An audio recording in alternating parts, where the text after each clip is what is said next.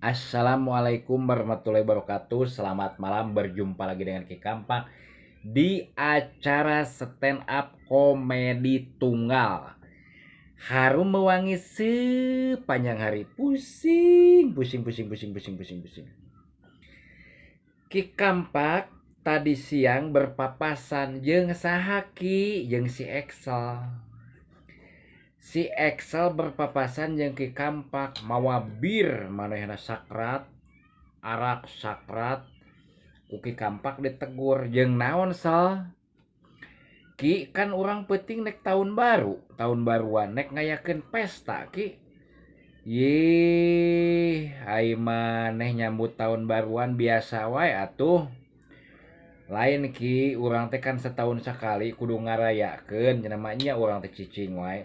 Heueuh, boleh ngarayakeun, tapi ulah berlebihan teuing ieu bir meni sakrat, arak sakrat, emang loba jelemana lobaan Ki. Yeuh lain kali ulah nepikeun ka nemen-nemen teuing.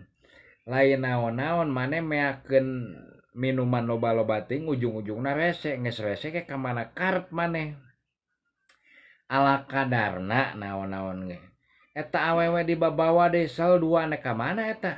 Nek nyambut tahun baru peuting Ki. Hati-hati eta moal motor, mau anak batur sia mah. Nek ka mana emang? Nek ka Subang. Nek ka Subang. Heueuh Ki, nek ka ditu ka Ciater Subang cenah. Komo jauh-jauh kitu, hati-hati di jalana.